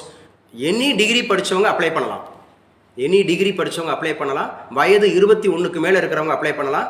அதிகபட்சம் 39 வயதுக்குள்ளே அப்படிங்கிறத அட்டன் பண்ணலாம். நம்ம நார்மலாக இருக்கிறவங்க, ஸ்பெஷல் கேட்டகரியில் இல்லாதவங்க இது சொல்லியிருக்கிறாங்க. ரொம்ப முக்கியமானது இந்த ஹீட் ஸ்ட்ரோக். அது உங்களுக்கு தெரியும். ஸ்ட்ரோக்குனாவே உங்களுக்கு தெரியும் பொதுவாக. ஆனால் ஹீட் ஸ்ட்ரோக் என்னன்னா இந்த உடம்பு டீஹைட்ரேட் ஆகிறதுனால, அதிகமான ஹீட்டை வந்து நம்ம அப்சர்வ் பண்ணுறதுனால ஹீட் ஸ்ட்ரோக் ஏற்படும். என்ன ஸ்ட்ரோக் ஏற்படும்? ஹீட் ஸ்ட்ரோக் அப்படிங்கிறது. திடீர்னு மயங்கி விழுவாங்க அந்த மாதிரி இருக்கிறது. செகந்திராபாத் அப்படிங்கிறது பார்க்குறோம். சேவை நீட்டிப்பா, ரயில் சேவை நீட்டிப்பு. தம்பி சொல்லுங்க, செகந்திராபாத் எந்த ஸ்டேட்டில் இருக்கக்கூடிய ஒரு நகரம்? பார்த்தீங்களா? தெரியல. ஹைதராபாத் அண்டு செகந்திராபாத் ரெண்டுமே வந்து பார்த்தீங்கன்னா தெலுங்கானா. இப்போதைக்கு எங்க? தெலுங்கானா. ஹைதராபாத் அண்டு செகந்திராபாத். இந்த ஹைதராபாத்தும் செகந்திராபாத்தும் நம்ம மாடர்ன் இந்தியாவில் அது எவ்வாறு அழைக்கப்படுதுன்னா ட்வின் சிட்டிஸ். ஏன்ஷியன் இந்தியாவில் கரப்பா அண்டு மொகஞ்சதாரோன்னு சொல்லுவோம். ஏன்ஷியன் இந்தியாவில் கரப்பா அண்டு மொகஞ்சதாரோ. மாடர்ன் சிட்டியில் ட்வின் சிட்டிஸ்னா அடிப்பீங்க. ஹைதராபாத் அண்டு செகந்திராபாத். ஹைதராபாத் யாரோட கேபிட்டல் சிட்டி? தெலுங்கானா. தெலுங்கானாவோட முதலமைச்சர் யாரு? ரேவந்த் ரெட்டி. நல்லா பேசுங்க. ரேவந்த் ரெட்டி அப்படிங்கறத ஞாபகம் வச்சுக்கணும். ஸோ இன்னைக்கு உண்டான பேப்பர்ஸ்ல முக்கியமானது ICF. உங்க எல்லாருக்கும் தெரியும், கௌதம் ஃப்ரம் மதுரை. ICF ஓட எக்ஸ்பான்ஷன் என்ன? இன்டகிரேட்டட் கோச் ஃபேக்டரி அப்படிங்கிறது வேர் இட் இஸ் லொகேட்டட்? பெரம்பூர் அப்படிங்கறத ஞாபகம் வச்சுக்கணும். இங்க ரயில் பெட்டி 3007 ரயில் பெட்டிகள் தயாரித்து இந்த நிதியாண்டுல சாதனையா. நிதி ஆண்டு தர்மலிங்கம், ஃபினான்ஷியல் இயர், அதோட ரேஞ்ச் என்ன? நிதி ஆண்டு ஏப்ரல் 1 31 இல்ல, மார்ச் 31, கிளியரா சொன்னோம். ஏப்ரல் 1 மார்ச் 31, இதுதான் நிதி ஆண்டு, ஃபினான்ஷியல் இயர் அப்படின்னு கேட்பாங்க. அப்போ ஐசிஎஃப் இன்டகிரேட்டட் கோச் ஃபேக்டரி 3007 அப்படிங்கிறது சாதனை பண்ணியிருக்கிறாங்க, பெரம்பூர்ல இருக்கு. சரி, ஐசிஎஃப் அப்படிங்கிறதுல ரயில் பெட்டி தொழிற்சாலை எங்க? ஸ்ரீதேவி ஃப்ரம் திருப்பூர். ஸ்ரீதேவி ஃப்ரம் திருப்பூர். ஆக்சுவலாக அது எந்த மரத்தில் செய்யப்படுறாங்கன்னா, பொதுவாக ரயிலோட படுக்கை, ரயில் படுக்கை இருக்குல்ல, நம்ம பெட்டு, அந்த மரம் பார்த்தீங்கன்னா ரொம்ப ஷைனிங்காக ரொம்ப வளவளன்னு இருக்கும் அந்த பெட்டு. அது எந்த மரத்தில் தயாரிக்கிறாங்களா? பைன். என்ன மரம்? பைன். இப்போ இந்த கிரிக்கெட் மட்டை இருக்குல்ல, நம்முடைய பேட்டு, அது எந்த மரத்தில்? வில்லோ. கிளாப் பண்ணுங்க. வில்லோ அப்படிங்கிற மரத்தில் தான் தயாரிக்கிறாங்க கிரிக்கெட் பேட். கிரிக்கெட் பேட் வந்து வில்லோ மரம் அப்படிங்கிறது உலகிலேயே மிக உயரமான மரம்னு எதை சொல்லுவீங்க? பெருசு. ரெட்வுட், செக்கோயான்னு சொல்லுவாங்க. செக்கோயா, செக்கோயா மரம் அப்படிங்கிற ரெட்வுட். எந்த தாவரம் பெரிய தாவரம் அல்லது மலர்? ராஃப்லேஷியா. இந்த அடிக்கிறாங்க பாருங்க, இதெல்லாம் ஸ்டாட்டிக்குங்க. ராஃப்லேஷியா. சரி, எது உயரமான பறவை அல்லது பெரிய பறவை? இதெல்லாம் ஊரே சொல்லும், இதெல்லாம் அவளை யோசிக்கூடாது. ஆஸ்ட்ரிச். ஆஸ்ட்ரிச்ன்ற நெருப்பு கோழி. ஆஸ்ட்ரிச்சுங்கிற நெருப்பு கோழி. பறவையில் விலங்குல என்னென்ன முக்கியமானது இருக்குன்னு தெரியுங்க. 2000 கோடியை தாண்டியது மாநகராட்சி சொத்து வரி வசூல். மாநகராட்சியோட சொத்து வரி வசூல் அப்படிங்கிறது 2000 கோடியை தாண்டியது. தமிழகத்தில் எத்தனை மாநகராட்சிகள் இருக்கு? ராமநாதபுரம், வீர விக்னேஷ் 29. மாநகராட்சி 29 ஆயிடுச்சா? ஹரிஷூர்? Yes sir. அப்போ கடைசி நாள் சொல்லுங்க. 29 சொல்லுங்க. 29 மட்டும் சொல்லுங்க. 29 சொல்லுங்க. இல்ல சரி, லாஸ்டா இருக்க 4 மட்டும் சொல்லுங்க. நீ மறுபடியும் காரைக்குடி அப்படிங்கிறது 22ல போற. நீ 29 சொல்லிட்ட, ஆனா 25க்குள்ள வரும் அதெல்லாம். காரைக்குடி நீ சொல்ற, காரைக்குடி, திருவண்ணாமலை, நாமக்கல், புதுக்கோட்டை சொல்றியா? அதான் சொல்றியா? அப்ப அது 25 தானா? கரெக்ட் தானா? ஏற்கனவே 21 + 4 25, இல்ல 25 + 4 29? புரிஞ்சுக்கணும், அது 25 கேட்டகரியில் இருந்தது. காரைக்குடி, நாமக்கல், திருவண்ணாமலை, புதுக்கோட்டை, அதெல்லாம் 21 + 4 25க்குள்ள இருந்தது. அதுக்கப்புறம் 2 மாநகராட்சி. அதுக்கப்புறம் ராமநாதபுரமும் பெரம்பலூர். ராமநாதபுரமும் பெரம்பலூர் 29 இல்லை, 27 தான். 27 மாநகராட்சிகள் இருக்கு அப்படிங்கறது ஞாபகம் வச்சுக்கிறோம். அதே வீர விக்னேஷ் ராமநாதபுரம் மாநகராட்சி அப்படின்னு சொன்னா, இந்தியாவில் தோன்றிய முதல் மாநகராட்சி எது? சென்னை. எப்போ உருவாச்சு? 1687. அந்த கட்டிடம் எந்த ஆண்டு கட்டப்பட்டது? 9 அப்படிங்கிறதுல சொல்லி 40 அப்படிங்கிற ஆரம்பிச்சு 44 கட்டி முடிச்சாங்க. சென்னை தர்மலிங்கம். சென்னை யார்கிட்ட இருந்து வாங்கினாங்க? விக்கிறவர்கிட்ட இருந்து வாங்கினாங்களா? ரொம்ப சிம்பிளா சொல்லிட்டு போறாங்க, விக்கிறவர்கிட்ட இருந்து வாங்கினாங்க. ட்ரை பண்ணுங்க. த்ரீசா ஏதோ வந்துச்சு, அதுவும் மறந்து போச்சு. போச்சு, நம்ம பேரை சொன்னாங்க, மறந்து போச்சு. தர்மலிங்கம் என்ன எப்படி சொல்ற? பிரான்சிஸ் டே. நேத்தானே பார்த்தோம். சென்னை யார்கிட்ட இருந்து வாங்கப்பட்டுச்சு? பிரான்சிஸ் டே, சந்திரகிரி மன்னர். அதான் சந்திரகிரி மன்னர்கிட்ட இருந்து பிரான்சிஸ் டே வாங்கினார். பிரான்சிஸ் டே வாங்கினார். சந்துரு எந்த நாளில் வாங்கினாங்க? வாங்கின நாளில் வாங்கினாங்க. என்ன சிரிச்சுட்டு வந்திருக்கிற? நல்லா சொல்லு முகிலன். அப்போ படிக்கலை, நேற்றுக்கு நடத்தினதை இன்னைக்கு படிச்சிருக்கணும்ல. நான் தான் சொல்கிறேன்ல, கேள்வி கேட்பேன்னு சொல்கிறேன்ல. அப்புறம் ஈவினிங் குவிஸில் தெரியாதுன்னு ஈஸியாக சொல்லிட்டு போயிடுங்க. பரீட்சையில் தினசரி படிச்சு இங்கே ஒரு போட்டித் தேர்வு ஒன்றும் பெரிய பொக்கிஷம்லாம் இல்லை. பயங்கரமாக ஜென்யூனாக பயங்கர ஜீனியஸாக இருக்கிறவன் தான் அடிக்கணும்னு அவசியமே கிடையாது. இங்கே டாக்டரேட் படிச்சிருக்கணும், கோல்டு மெடலிஸ்ட் வாங்கியிருக்கணும், அதிகமான மதிப்பெண் வாங்கியிருக்கணும், இல்லை டெய்லி அப்டேஷன் இருக்கணும், நிறைய கிராஸ்பிங் பவர் இருக்கணும், பரிச்சயம் இருக்கணும். பரீட்சைக்கு பாடம் படிக்கிறவர்கள் பரிச்சயமான மட்டும்தான் பாஸ் ஆக முடியும். இப்போ நான் சொன்ன மாதிரி 4 கோட்டைகள் முக்கியமான கோட்டை. ஸ்ரீநிதி சௌமியா நம்ம நேத்திக்கு பார்த்தோம். ஆங்கிலேயர்கள் இந்தியாவில் கட்டிய 4 முக்கியமான கோட்டைகள். 1 George fort, 1 William fort, 2 David கோட்டு, 3 இன்னும் ஒன்னே ஒன்று இருக்கு புதுச்சேரியில். Louis fort. என்ன ஃபோர்ட்டு? Louis fort. இந்த இடங்கள் நாலுமே பொறுத்துக்களை கேட்பாங்கன்னு சொன்னேன். ஏன் இதெல்லாம் நான் பொறுத்துக்களை தான் கேட்பாங்கன்னு சொல்கிறேன்னா, நான் நிறைய கொஸ்டின் பார்த்துருக்கேன்னு அர்த்தம். ஒரிஜினல் கொஸ்டின் பேப்பரை நிறைய டிஸ்கஸ் பண்ணியிருக்கோன்னு அர்த்தம். அப்போ டேவிட் அப்படிங்கிறது கடலூர், டேவிட்ன்றது கடலூர். சென்ட் ஜார்ஜுங்கிறது சென்னை, சென்ட் ஜார்ஜுங்கிறது சென்னை. லூயிஸ் அப்படிங்கிறது புதுச்சேரி, லூயிஸுங்கிறது புதுச்சேரி. தென் நம்ம வில்லியம்ன்றது கல்கட்டா, வில்லியம் கோட்டைன்றது என்னது? கல்கட்டா. நேத்திக்கு டிஸ்கஸ் பண்ணது நேற்றைய பாடம் யூரோப்பியன் இன்வேஷனில் ஆங்கிலேயர்கள் அப்படிங்கிறது பிரிட்டிஷ் இங்கிலீஷ் அப்படிங்கிறத படிக்கும்போது அப்போ 2000 கோடியை தாண்டி இருக்க மாநகராட்சியோட சொத்து வரி. சொத்து வரி முகில நேத்திக்கு கேட்ட இந்த கொஸ்டினை. சொத்து வரிங்கிறது டைரக்ட் டாக்ஸா இன்டைரக்ட் டாக்ஸா? Property tax. டைரக்ட்டுங்க. ப்ராப்பர்ட்டினா என்னது? Direct tax. இன்கம் டாக்ஸுங்கிறது டைரக்ட் டாக்ஸ். டைரக்ட் டாக்ஸ் அப்படிங்கிறத ஞாபகம் வச்சுக்கணும். அஸ்வின் ஃப்ரம் சிவகங்கா. இந்த டைரக்ட் டாக்ஸ் அப்படிங்கிறத நோடல் ஆஃபீஸ் ஒன்று இருக்குது, எக்கனாமிக்ஸில் நம்ம படிச்சிருக்கோம். டைரக்ட் டாக்ஸுங்கிறது it is controlled by it is administrate by. இப்படி இருந்தால் தெரிஞ்சவங்க மட்டும் கை உயர்த்தணும். ஒரு 3 பேருக்கு தான் தெரிஞ்சிருக்கு. அப்போ மற்றவங்களுக்கு பூரா தெரியலங்கிற போது இதுதான் காம்படிட்டிவ் எக்ஸாம்ஸ். ப்ளீஸ், இதுதான் காம்படிட்டிவ் எக்ஸாம்ஸ். ஆன்லைனில் தெரியுன்றவங்க யாராவது ஒருத்தர் சொல்லுங்கள். ஹரிகிருஷ்ணன் சார். ஹரிகிருஷ்ணன் தம்பி சொல்லுங்க. CBDT sir. Exactly correct. What is expansion of CBDT? Central Board of Direct Central Board of Direct Taxes. So all indirect taxes collectively known as GST. GST sir. அப்போ 2000 கோடியை தாண்டியது மாநகராட்சி சொத்து வரி. கடந்த வாரம் அப்படிங்கிறது காரைக்குடி அப்படிங்கிறதுல கடையெடுப்பு இருந்துச்சு. காரணம் என்ன? சொத்து வரி. மாநகராட்சி வந்து சொத்து வரியை கூட்டுறாங்க அப்படிங்கிற மாதிரி தான் இருந்துச்சு அப்படிங்கிறத ஞாபகம் வச்சுக்கிறோம். ஸோ முக்கியமானது அப்படிங்கிறத படிச்சுட்டு வாங்க. மெட்ரோ ரயில் உதவி மையம் எண்கள் முடக்கம். ஸோ ஒரு பேப்பரை படித்த முழு திருப்தி இருக்கணும். பேப்பர் படிக்காமல் நீங்கள் எந்த ஒரு போட்டித் தேர்வில் ஜெயிக்க முடியாது. அதை மட்டும் மைண்ட் செட் வச்சுக்கோங்க. நீங்கள் இண்டிவிஜுவலாக படிக்கணும். பேப்பர் நமக்கு 3 பேப்பர் வருது. முதல்ல 2 பேப்பர் வந்துட்டு இருந்துச்சு, இன்றைக்கி 3 பேப்பர் ஹார்ட் காப்பி வருது. சும்மா ஒரு பிரேக் கடையில் படித்து பார்க்கணும். ஹிண்டு வருது. ஸோ தென் வந்து இந்தியன் எக்ஸ்பிரஸ் வருது. அதுக்கப்புறம் தினமணி வருது. 3 பேப்பர் வருது. நீங்கள் தான் உட்காந்து மெனக்கடணும். நான் ஒரு பேப்பரை வச்சுட்டு படிச்சுட்டேன்னு சொல்லிட்டு ஏன் மெனக்கடணும்னு சொல்கிறேன்னா, உள்ளுக்குள்ளே கிடக்கும் அந்த கட்டுரைக்குள்ளே ஏதாவது ஒரு முக்கியமான விஷயம் கிடக்கும் அந்த கட்டுரைக்குள்ளே. அப்போ தான் நீங்கள் எலாபரேட் பண்ணி படிக்க முடியும். ஒரு டிஸ்கிரிப்டிவாக நீங்கள் எழுத முடியும். இன்டர்வியூவில் கேட்டால் பதில் சொல்ல முடியும். Updation is very very important. If you are not updated you will be outdated. So அதுக்கு தான் சொல்கிறேன், updation is very very important. T Raja எழுதி வச்சுங்க. டி ராஜா இவர் யார் சார்? டி ராஜா இவர் வந்து இம்பார்ட்டன்ட் ஒரு பொலிட்டிக்கல் பார்ட்டியோட லீடர், இந்திய கம்யூனிஸ்ட் கட்சியினுடைய நேஷனல் செக்ரட்டரி. இந்திய கம்யூனிஸ்ட் கட்சியினுடைய நேஷனல் செக்ரட்டரி டி ராஜா.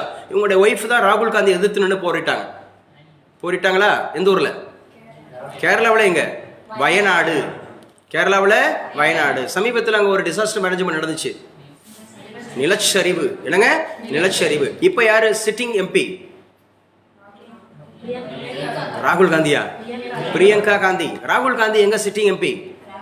ரேபரேலி. ரேபரேலி நீண்ட காலமாக யாருடைய தொகுதியாக இருந்தது? சரி, ஃபர்ஸ்ட் அதில் வின்னர் யாரு? பெரோஷா காந்தின்றது யாரோட ஹஸ்பண்ட்? இந்திரா காந்தியோட ஹஸ்பண்ட். இந்திரா காந்திக்கும் ராகுல் காந்திக்கும் என்ன உறவு? அட பாவிகள், என்ன இந்திரா காந்திக்கு ராகுல் காந்திக்கு என்ன உறவுன்னு கேட்டேன். யாரோ முடிச்சுக்கிட்டு இருக்க பக்கத்தில் ஃபோனா ஃப்ரெண்டா 50-50யா? ஃபோனா ஃப்ரெண்டா 50-50 மாதிரி கேட்குறீங்க. ராகுல் காந்தி சார் சொல்லுங்க ப்ளீஸ். சன்னா? இந்திரா காந்திக்கும் ராகுல் காந்திக்கும் சன்னு பேரன் தானே? ஹரிஷூர் பேரன் தான். என்னங்க சும்மா சாதாரணமாக தானே கேட்டேன். சோனியா காந்திக்கு ராகுல் காந்திக்குன்னா பேரனா? அஸ்வினே என்ன சிரிச்சிட்டு இருக்க? Committing mistake is one way to learn. சிரிக்கக்கூடாது. பரவாயில்ல, எல்லாருமே பிள்ளை இல்லை. டக்குன்னு வரும்போது அப்படி தான் வரும். அதை சொல்லிட்டாரு, கரெக்டாக சொல்லிட்டாரு. அப்படிங்க ஜெயிச்சிடணும். இலக்கியா. அப்போ டி ராஜா யாரு? கம்யூனிஸ்ட் கட்சின்னு சொல்லக்கூடாது. என்ன கம்யூனிஸ்ட்? இந்திய கம்யூனிஸ்ட். புரியுதா? கம்யூனிஸ்ட் கட்சின்னு ஒரு கட்சி இல்லை, இந்திய கம்யூனிஸ்ட் கட்சின்னு தான் இந்தியாவில் இருக்கு. இன்னொன்று மார்க்சிஸ்ட் கம்யூனிஸ்ட். இன்னொன்று என்னது? மார்க்சிஸ்ட். சிபிஐஎம் ப்ராக்கெட்டில் எம் போடுவாங்க, மார்க்சிஸ்ட் அப்படின்னு போடுவாங்க. சரியா? ஞாபகம் வச்சுக்கணும். கம்யூனிஸ்ட்னு சொல்லக்கூடாது, வெறும் பிரசிடென்ட்னு சொல்லக்கூடாது. ஏக்நாத் சிண்டே நம்ம ஏற்கனவே தெரியும். ஏக்நாத் சிண்டே யாரு அப்படின்னு சொல்லி தெரிஞ்சவங்க கை உயர்த்துங்க. ஏக்நாத் சிண்டே சொல்லுங்கப்பா. எலிசபெத் கை உயர்த்திருக்கிறீங்க. Exactly correct. மகாராஷ்டிராவினுடைய தற்போதைய சிஎம், துணை முதலமைச்சர். ஏக்நாத் சிண்டே எந்த கட்சி? சிவசேனா. சிவசேனாவுக்கு இவங்களுக்கு ஒதுக்கப்பட்ட சின்னம் இது வில் அம்பு. வில் அம்பு எந்த ஏன்ஷியன்ட் தமிழ்நாட்டோட சின்னம். சேரர்கள். சேரர்கள் என்ன புத்திரர்கள் என்று அழைக்கப்பட்டாங்க? கேரள புத்திரர்கள். சேரர்களை பற்றி புகழ்ந்து பாடக்கூடிய நூல் எது? 10 பாட்டு நூல். 10 10 மொத்தம் எத்தனை பாடல்கள் கிடைக்கப்பெற்றவை? 80. எத்தனை கிடைக்கப்படல? 20. எந்த 10 கிடைக்கல? முதல் 10, கடைசி 10 கிடைக்கல. இது தமிழ் கிடையாது, இது ஜிஎஸ். இது தமிழ் கிடையாது, இது ஜிஎஸ். புரிஞ்சு வச்சுக்கணும். சங்ககாலம் அப்படிங்கிறது தமிழ்நாடை பற்றி ஜிஎஸ்ல நிறைய இருக்கு. அப்போ தமிழ் இலக்கியம் தான் தமிழ் நாடை பற்றி சொல்லுது. அப்போ இது தமிழ் எடுத்துக்கூடாது. ஏதோ புறநானூறுன்னு சொல்கிறாங்கன்னு தமிழ் எடுத்துக்கூடாது. திருக்குறள்னு சொல்கிறாங்கன்னு தமிழ் எடுத்துக்கூடாது.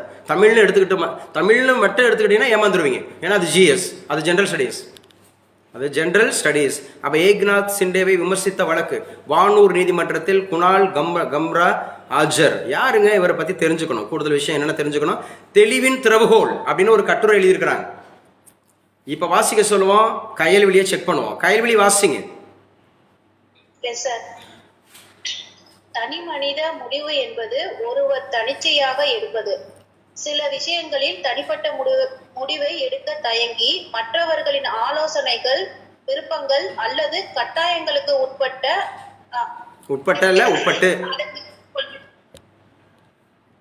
ஒரு தனிப்பட்ட முடிவு அந்த நபரின் வாழ்க்கையில் நேர்மறையான அல்லது எதிர்மறையான விளைவுகளை ஏற்படுத்தலாம். நல்லா கவனிச்சுங்க. யார்கிட்ட வேணாலும் ஐடியா கேட்கலாம், ஆனால் முடிவை நாம தான் எடுக்கணும். மற்றொரு முடிவுக்கு நம்ம அடிமையாகி விடக்கூடாது. What next? +2க்கு என்ன படிக்கலான்னு கேட்டால், இப்போ லாவணியிட்ட கேட்குறேன், +2க்கு பிறகு என்ன படிக்கலான்னு கேட்டால் பக்கத்தில் பார்க்குறது, இங்கிட்ட பார்க்குறது, அவங்க அப்பாவே பார்க்குறது. அவங்க அப்பாவை போய் படிக்க போகிறாரு, இங்கிட்ட அம்மாவே பார்க்குறது. சொல்லு கேட்குறல்ல, நம்ம தான் படிக்க போகிறோம். இன்னைக்கு ஒரு 6ஆவது படிக்கிற வேலையை அசத்துறான். என்ன நம்ம 12ஆவது படிச்சு வச்சுக்கிட்டு என்ன படிக்க சொல்கிறேன், ஏதாவது சொல்லி எதுக்கிட்டே கூட்டியாந்த அப்படிங்கிற மாதிரி இருக்கக்கூடாது. So we have to decide ourselves. நம்ம தான் முடிவு பண்ணணும். ஐடியா வேணால் கேட்கலாம். Sir I have no idea sir I want to become a dash, what degree is best for that அப்படின்னு கேட்கலாம். What group to be selected அப்படின்னு கேட்கலாம். என்ன ஆக போகிறேன்னவே ஒரு முடிவு இல்லாமல் இருந்தா சரி, நான் வந்து பிஇ படிக்கணும், பிஇ படிச்சு என்ன போகிறேன், பிஇ படிச்சுட்டு அடுத்து தான் என்னன்னு கேட்குறேன். பப்ளிக் செக்டாரா, பிரைவேட் செக்டாரா, இல்லை என்டர்பிரனரா? 3 தாங்க இந்த உலகத்தில் நீங்கள் ஜெயிக்கணும்னா 3 தான். ஒன்று பப்ளிக் செக்டார், பொதுத்துறையை தேர்ந்தெடுக்கணும், அரசு வேலை. இல்லை தனியார் துறையில் ஹையர் சேலரியில் நான் போகணும், ஐடி கம்பெனியில் வேலைக்கு போகணும் அப்படின்னு நினைக்கக்கூடியவங்களுக்கு. 3வது அந்த 2 பேர்ட்டையும் போகணும், நானே தொழில் தொடங்கி 4 பேருக்கு வேலை கொடுக்கணும். இதுதான் 3 தான். அப்படி தான் நம்ம 3 தெரியுசா? இல்லை ஏதாவது ஆப்ஷன் இருக்கா? 3 தவிர்த்து ஏதாவது இருக்கு ஜெயசுராஜ், நீங்க சொல்லுங்க. அதே சகாயமா தான். நீங்க கவர்மெண்ட் ஜாபுக்கும் போக வேணாம், பிரைவேட் ஜாபுக்கும் போக வேணாம், அல்லது சொந்தமாகவும் தொழில் தொடங்க வேண்டாம். விரிச்சிட வேண்டியதான். இன்னைக்கு அவங்க கோடீஸ்வரர் இருக்காங்க. கோவிட் டைம்ல அவர் வந்து கோடிக்கடையே கொடுத்தார் கவர்மெண்ட்டுக்கு. பெக்கர்ஸ், யாசிப்பவர்கள். அவர் கவர்மெண்ட் ஜாப்பும் அவர் கிடையாது, பிரைவேட் ஜாப் யார்கிட்டையும் போய் கையேந்தவும் கிடையாது, ப்ளஸ் வந்து அவர் யாருக்கும் வேலை கொடுக்க கிடையாது. அழகா சூப்பராக உட்காந்தாங்க அப்படின்னு சொன்னால் கை நிறைய சம்பாதிக்கிறாங்க மெட்ரோபாலிட்டன் சிட்டிஸ்லாம். நீங்கள் யூபிஐயில் பண்ணிட்டு போங்க. எதில் நீங்கள் ஸ்கேன் பண்ணுங்கள். முன்னாடி ஸ்கேன் மிஷினோட உட்காந்துட்டாங்க. இப்போலாம் முன்னாடி ஸ்கேன் மிஷின் அப்படிலாம் உட்காந்தாங்க. ஃபார் யுவர் இன்ஃபர்மேஷன், இது நாட் ஃபார் இது வந்து கிரிட்டிசைஸ் பண்ணுறதுக்காகவோ கிண்டல் அடிக்கிறதுக்கோ சொல்லலை. இப்படி ஒன்று ஆப்ஷன் இருக்குன்றதுக்காக சொல்கிறேன். அதையும் நம்புறாங்க பாருங்க. ஆனால் என்னெல்லாம் பொறுத்தவரை அது மாண்டேட்ரி. நான் வந்து கம்பல்சரி அந்த மாதிரி ஏழைகளுக்கு கடைசி ரோட்டில் தரவங்களுக்கு கொடுக்கணும். ஆனால் நல்லா தேடி கொடுப்பேன். சும்மா அந்த 2 காலை வச்சுக்கிட்டு கையை வச்சுக்கிட்டு நல்லா ஜாலியாக சுற்றிக்கிட்டு அவங்க காவியோட அணிஞ்சிக்கிட்டு அப்படியே சிகரெட் பிடிச்சிக்கிட்டு அவங்களுக்குலாம் நோ அப்படின்றேன். நோ. யாரெல்லாம் வந்து நடமாட முடியாமல் அழுக்கான உடையோட கடினமாக வந்து கஷ்டப்பட்டுக்கிட்டு பிச்சை எடுக்க கூட திறமை இல்லாமல் வைக்கிறாங்களோ அவங்களுக்கு தான் சோறு போடணும், அவங்களுக்கு தான் நீ கொடுக்கணும். ஏன்னா நம்ம அவங்கள என்ன பார்க்குறோம், ஏமாளிகளாக்குறோம், அவங்கள வந்து சோம்பேறிலாக்குறோம், அவங்க பாபத்துக்கு கொண்டு போகிறோம். உழைச்சி சாப்பிடணும். ஈஸியாக கிடச்சிருச்சுன்னா அதில் ஓசியாக கிடச்சிச்சுன்னா அதில் சுவாரஸ்யம் இருக்காது. ஓசியாவோ கிடச்சா அதில் சுவாரஸ்யம் இருக்காது. ரொம்ப நம்ம கடினமாக படிக்கணும். அப்போ தான் சொல்லுவாங்க தனி மனித முடிவுங்கிறது அவசியம்ன்றாங்க. நம்ம இண்டிவிஜுவல் எடுக்கணும், நம்ம முடிவு பண்ணணும். ஐ வாண்ட் டு பிகம் இப்போ ஒரு டெப்டி கலெக்டர் ஆகணும் அப்படின்னா நீ முயற்சி பண்ணு, நீ அடி, அந்த மாதிரி அடி. என்ன படிச்சு வராங்க அப்படின்னு எழுதி வச்சு. திருச்சி நூலகத்துக்கு காமராஜர் பெயர். ஒரு 4 நூலகம் நேற்றே உங்களுக்கு அனுப்பிச்சு கொடுத்துட்டேன். மதுரையில் என்ன, சென்னையில் என்ன, திருச்சியில் என்ன, கோயம்புத்தூரில் என்னன்னு சொல்லி. திருச்சியில் இருக்கிறதுக்கு காமராஜர். இது முக்கியமான கொஸ்டினும் கூடங்க. இந்த கொஸ்டின் எதிர்பார்க்கக்கூடிய வினாவில் வருதுங்க. திருச்சி நூலகத்துக்கு காமராஜர் பெயர். திருச்சி நூலகத்திற்கு காமராஜர் பெயர் அப்படிங்கிறது ஞாபகம் வச்சுங்க. மதிய உணவு அளித்தவர், தமிழ்நாட்டில் கிராமங்கள் தோறும் பள்ளிகளை தொடங்கியவர்.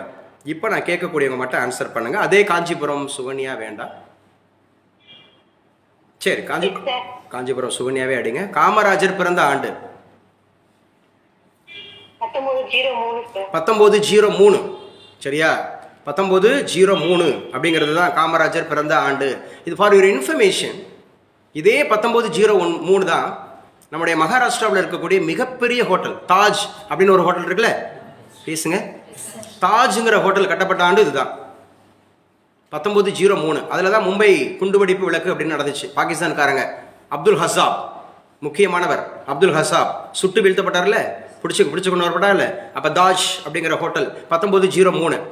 நம்முடைய காமராஜர் பிறந்தது 1903. சரி, காமராஜர் இறந்த ஆண்டு என்னப்பா? 1975 சார். 75. 1975. அவருக்கு பாரத ரத்னா விருது எப்போ கொடுத்தாங்க? 1976. 1976. அவர் தமிழகத்தின் எத்தனை ஆண்டுகள்? இருங்க, நான் சொன்ன கேள்விக்கு பதில் சொல்லி அமைதியா இருங்க. இல்லை, வேற யாரும் பேசிட்டு இருக்காங்களா? உங்க வீட்டில் பேசிட்டு இருக்காங்களோ? அம்மா மோட்டர் நிறுத்த சொன்னாங்க சார். அதனால சாரி சார். எப்படிங்க மோட்டரை ஆஃப் பண்ண சொன்னாங்க சார். இல்லை, நீங்க சொன்னதை சொல்லுங்க. மோட்டரை மோட்டர் ஆஃப் நிறுத்த சொன்னாங்கன்னு சொல்லுங்க. ஓ, நிறுத்த சொன்னாங்களா? இல்லை, நம்ம ஒரு ஸ்லாங்க கற்றுக்கலாம். ஊர் ஏன்னா காஞ்சிபுரம் அவங்க என்ன பேசணும், என்னமோ நீக்க சொன்னாங்கன்னு மாதிரி எனக்கு கேட்டுச்சு. ஒருவேளை அப்படி இருக்குமான்னு சொல்லிட்டு. நான்லாம் சென்னையில் இருக்கும்போது அப்படி தான் வந்து பார்த்தீங்கன்னா தேங்காய் சில்லு கொடுங்கன்னு சொல்லி கேட்டேன். தேங்காய் சில்லு, ஒரு மொத்த தேங்காவாக இல்லாமல் ஒரு சில்லு. மதுரை பழக்கத்தில் தேங்காய் சில்லுன்னுவோம். அவங்க என்ன தேங்காய் சில்லுன்னா அப்படின்னா என்னன்றாங்க. தேங்காய் மொத்தமாக வேணுமா அப்படின்னாங்க. ஓ, தேங்காய் பத்தையா? அப்போ அங்கே சென்னையில் என்னென்னா சில்லுக்கு என்ன பேர்? பத்தை. தேங்காய் பத்தை. இந்த மாதிரி நான் 500 பூ கொடுங்கண்ணே, மல்லிகைப்பூ, திருமணமான புது 2008-09 500 பூ. 500 ரூபாய்க்கா அப்படின்னு கேட்டாங்க. இல்லை, எனக்கு 500 பூ. ஏன்னா நம்ம வந்து மதுரையில் எப்படின்னா 100, 200, 500, 1000 அப்படி தான் வாங்குமா. இல்லை, அவங்க என்னன்னா 500 ரூபாய்க்கானாங்க. 500 ரூபாய்க்கு வேண்டாம் அப்படின்னு. 500 பூ. 500 பூனா என்னப்பா? ஒரு முழமா? ஒரு முழம்னா நம்ம ஊரில் 1000க்கு மேலே போயிரும்ல. ஒரு முழம்னா என்ன? ஆனால் ஒரு முழம் பூவே அங்கே 50 ரூபா தான். இப்போ காரணம் என்ன? அவங்க ரெண்டு இருக்கும். அடுத்து ஒரு 10 சென்டிமீட்டர் கழிச்சு தான் ஒரு 2 இருக்கும். அப்படி பூவை கட்டி விட்டுருக்காங்க. நம்ம ஊரில் 10 கை. மதுரையில் பூன்றது எப்படி இருக்கும்? 10 கை. மொட்டை அங்கிட்டு 4 இங்கிட்டு 4 அப்படியே குட்டியாக இருக்கும். நடுவில் ஒரு சகப்பா ஒன்று தெரியும். சின்ன ரோஸ் வச்சு அவ்வளோ அழகாக இருக்கும். மாட்டுத்தாவணியில் நீங்கள் போய் வாங்கினீங்கன்னா. அவங்க ஊரில் சென்னையில் வாங்கினோம்னா அங்கே ஒன்று இங்கே ஒன்றா இருக்கும். காஞ்சிபுரத்துக்காரங்களே அப்படி தான் வாங்குறீங்களே. மதுரையில் ஒரு முறை வந்து பாருங்க. மதுரைக்கு வந்திருக்கியாமா? காஞ்சிபுரம் சுகன்யா? இல்ல சார், வந்ததில்லை சார். வந்துருங்க. மீனாட்சி அம்மன்லாம் சொல்லலாம் சுற்றி பாருங்க. நிறைய மதுரையில் ஒண்டர்ஸ் இருக்கு. இன்னைக்கு வர வைப்பாங்க பாருங்க. என்ன மதுரையில் கொண்டு வந்து என்ன பண்ணி விட்டுருணும்? தலைமைச் செயலகத்தை வச்சு விட்டுருணும். மதுரையில் வந்து ஹைகோர்ட் இருந்துருச்சு ஆல்ரெடி. ஸோ திருச்சியை வந்து வைப்பாங்க நினைக்கிறேன். திங்ஸ் அடுத்து நம்ம தமிழ்நாடு பெருசாக வரும்போது நம்ம மத்தி, அப்போ தமிழ்நாட்டோட மத்தி எது? திருச்சி தான் அப்படிங்கிறது ஞாபகம் வச்சு. மதிய உணவு கொடுத்துருக்கிறாரு. 76, 9 ஆண்டுகள். 1954 63 வரைக்கும் என்னவா இருந்திருக்காரு? சிஎம் இருந்திருக்காரு. அவர் நிறைய விஷயங்கள் பண்ணியிருக்கிறாங்க. ஸோ அடுத்து முக்கியமானது பார்ப்போம். இது பாருங்க, ரொம்ப முக்கியது. காவிரி, வைகை, குண்டாறு. இந்த முக்கியமானதுங்க. காவிரி, வைகை, குண்டாறு 3 ரிவர்ஸ் அப்படிங்கிறத இணைப்பது உறுதி. நம்முடைய அந்த வாட்டர் மேனேஜ்மெண்ட் மினிஸ்டர் துரைமுருகன் சொல்லியிருக்கிறார். காவிரி இது கர்நாடகாவிலிருந்து தமிழ்நாடு, வைகை இது மதுரை, குண்டாறு இது முக்கியமானது. இந்த 3 அணையை இணைக்கணும் அப்படிங்கிற மாதிரி சொல்லியிருக்கிறாங்க. Excuse me sir. Yes, time ஆயிடுச்சு. இல்லையே, லீவில் சொன்னீங்க நீங்கள். சார், எனக்கு அதான் நான் நேத்தே சொன்னேன்ல சார், ஆன்லைன் கிளாஸஸ்க்கு லீவ் கிடையாதுன்னு சொல்லிட்டாங்க சார். ஓகேம்மா, ஓகே, நீங்கள் போகலாம், கிளம்பலாம். சரி, இங்கே பாருங்க. இந்திய பொருள்களுக்கு வரி விதிப்பு. ஓகேப்பா, இந்திய பொருள்களுக்கு வரி விதிப்பு ட்ரம்ப் இன்று அறிவிக்கிறார். ஏப்ரல் 2 மிகப்பெரிய ஆபத்து இந்தியாவுக்கு அப்படின்னு சொல்லியிருந்தாங்க. எதிர்பார்க்கலாம் என்ன வருதுன்னு பார்ப்போம். இன்னைக்கு அறிவிக்க போறாரு ட்ரம்ப். இன்று அறிவிக்கிறார். ட்ரம்ப் எந்த நாட்டினுடைய அதிபர்? அமெரிக்காவோட எத்தனையாவது அதிபர்? 47. திரிசாட்ட கேட்போம். 47வது அதிபர். அவர் எந்த கட்சி? ஓகே, இனிமேல் இப்படி தான் படிக்கணும். ஏன் லேக் ஆகிருக்கீங்க? ஏன் ரிசல்ட் அடிக்கலை? ஏன்னா திரிசாவே எனக்கு தெரியும். எப்போ தெரியும்? 11th படிக்கலே தெரியும்னு நினைக்கிறேன். அந்த ஸ்கூலில் நான் பிரின்சிபல். 11th படிக்கலே principal. அதுக்கப்புறம் 12th படித்து, அதுக்கப்புறம் 4 வருஷம் அக்ரிகல்ச்சர் படித்து, அதுக்கப்புறம் 2 வருஷம் சென்னையில் படித்து, அதுக்கப்புறம் 1 இயருக்கு முன்னாடியே வந்து கேட்டுட்டு போய் இதுக்கப்புறம் வந்திருக்கிறாங்க இங்கே. இந்நேரம் என் கையில் கிடச்சிருந்தா ரிசல்ட்டுங்க. இந்நேரம் என் கையில் கிடச்சிருந்தா ரிசல்ட். அவங்க அப்பாட்ட அடிக்கடி நான் போகும்போதெல்லாம் சொல்லிட்டு வருவேன், பரவாயில்ல அங்கேயே படிக்கட்டும், மெட்ரோபாலிட்டன் சென்னையிலே படிக்கட்டும், ஜஸ்ட் ஆன்லைனில் விடுங்க, ஒரு 1 மணி நேரம் கைட்லைன்ஸ் கொடுங்க, 1 மணி நேரம் மட்டும். அட்லீஸ்ட் நம்மளுடைய கிளாஸ், இந்த ஃபஸ்ட்டு கிளாஸை மட்டும் கூட ஒரு ஆடியோ ஃபைல் கேட்க சொல்லுங்கள், வீடியோ கேட்க சொல்லுங்கள். எப்படின்னா இப்போ இந்த மாதிரி இருக்க மாட்டாங்க, அமைதியாக இருக்க மாட்டாங்க. திரிசா அந்த கிளாஸில் எத்தனை முறை சொல்லியிருப்பாங்க, 100 முறை ஆன்லைனில் தான் படித்தாங்கன்னா அந்த 100 பேரில் எத்தனை முறை சொல்லியிருப்பாங்க. ஆனால் இங்கே நம்ம பேசுகிறோம் பாருங்க, ஆன்லைனில் இன்ட்ராக்ஷன். ஓசூர்லேருந்து இன்ட்ராக்ட் பண்ணிட்டு இருக்காங்க, காஞ்சிபுரத்துலேருந்து இன்ட்ராக்ட் பண்ணிட்டு இருக்கிறாங்க. சரியா? So interaction. அவர் வந்து ரிபப்ளிக் பார்ட்டிமா, நம்ம ரிபப்ளிக் பார்ட்டி. படிக்கலாம், நல்லா படிக்கலாம், ஸ்ட்ராங்காக படிங்க, சூப்பராக படிங்க. இந்த முறை ரிசல்ட் திரிசாவுக்கு வந்து இந்த முறை ரிசல்ட் நான் உங்கள் அப்பாட்ட சொல்லி அடிக்கிறேன் பாருங்க. இந்த குரூப் பண்ண விட்டுறாதீங்க. டெப்டி கலெக்டர் 28 போஸ்ட் இருக்கு. ஸோ அதே மாதிரி யூபிஎஸ்சி இந்த முறை நீங்கள் அடிங்க, நல்லா படிங்க. என்ன சப்போர்ட்லாம் கேட்டுங்க, எல்லாருக்கும் தான் சொல்கிறேன், எல்லாருக்கும் தான் சொல்கிறேன். இங்கே அட்மோஸ்ட் கேர் கொடுக்கப்படும், நீங்கள் பயன்படுத்துங்க. அப்போ ட்ரம்ப் வந்து இன்னைக்கு குறிப்பாக இந்திய பொருள்களுக்கு வரி விதிப்பு அப்படிங்கிறத சொல்லியிருக்கிறாங்க. அவர் சிரிச்ச முகத்தோடு சொல்லியிருக்கிறாரு. சரியா? அமெரிக்க அதிபராக ட்ரம்ப் 2வது முறை பங்கேற்ற பின்னர் அந்நாட்டின் பொருளாதார தன்மை, ஏன்னா இது முக்கியமானது, மெயின் டாபிக் முக்கியமானது. அமெரிக்க அதிபர் பதவியேற்பும் உலக நாடுகளின் பொருளாதார நிலையும் அப்படின்னு மெயின்ஸ்ல கேட்கலாம். அமெரிக்க அதிபர் பதவியேற்பும் உலக நாடுகளின் பொருளாதார பங்களிப்பும் அப்படின்ற மாதிரி மெயின்ஸ்ல கேட்கலாம். சரியா? இந்த கொஸ்டின்ஸ் நல்லா படிச்சுக்கணும், இந்த மாதிரி கட்டுரைகளை படிக்கணும். அமெரிக்க அதிபர் ட்ரம்ப் 2வது முறை பதவியேற்றிருக்கிறார். ஏற்கனவே 45வது அதிபர், இப்போ 47வது அதிபர். அப்போ இவர் என்ன பண்றாரு அப்படின்னு சொன்னா, இந்த சூழலில் மத்திய வர்த்தக அமைச்சர் பியூஷ் கோயல், எழுதி வச்சுங்க, ஒரு அமைச்சர் பேர் வந்துருச்சு பாருங்க, trade and commerce minister of India, trade and commerce minister of India Piyush Goyal, trade and commerce minister of India Piyush Goyal அப்படிங்கிறவரை ஞாபகம் வச்சுங்க, பியூஷ் கோயல். அவர் கடந்த 8ஆம் தேதி இந்தியா திரும்பிய நிலையில் அமெரிக்கா பொருட்கள் மீது விதிக்கும் வரியை குறைக்க இந்தியா ஒப்புக்கொண்டுள்ளதாக ட்ரம்ப் தெரிவித்தார். ஸோ இந்த இடத்துல ரொம்ப முக்கியமானது, இன்னைக்கு பாருங்க, இது அதிகமாக கேட்பாங்க, மது வகைகள் மீது 150% வரியா. லிக்கர்ஸ் எடுத்துக்கிறாங்கல்ல, லிக்கர்ஸ் வந்து 150% வரி கொடுக்குறாங்க. மருந்துகள் மீதும் வரி, மருந்துகள். அதே மாதிரி என்னென்ன, விவசாய பொருள், பதப்படுத்தப்பட்ட உணவு, கோழி, உருளைக்கிழங்கு, பாதாம், ஆப்பிள், திராட்சை, பீச்சு, சாக்லேட்டு, பிஸ்கட்டு, இதெல்லாம் வரிகள் உயரப்போகிறதுன்னு சொல்லியிருக்கிறாங்க. இதை இன்னைக்கு வேண்டாம், நாளைக்கு பார்ப்போம். இந்த கூடுதல் விஷயத்த நாளைக்கு பார்ப்போம், முழுசாக வந்தோன்னே பார்ப்போம். எழுதி வச்சுங்க, முக்கியமானதுங்க. இந்த வருஷத்து இது முக்கியமான கேள்வி.